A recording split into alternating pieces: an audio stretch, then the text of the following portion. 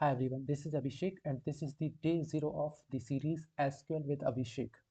In this series, I'm going to teach you SQL in a very simple way. Why SQL? Because it is the most basic and important language in the IT. Also, if we are preparing for any government exam related to IT, it is also useful in that case. Okay, so we will try to cover SQL basics and that we will see some definitions and some basics keywords. We will do query on that keywords. After that, we will discuss functions and grouping in SQL. Then we will move to joins.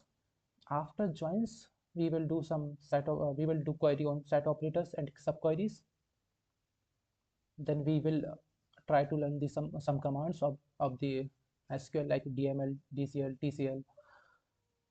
Then we will study views, stored procedures, functions, triggers, window functions, ranking functions.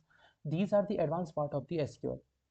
Okay, so and in the end we will try to do some query related to the interview.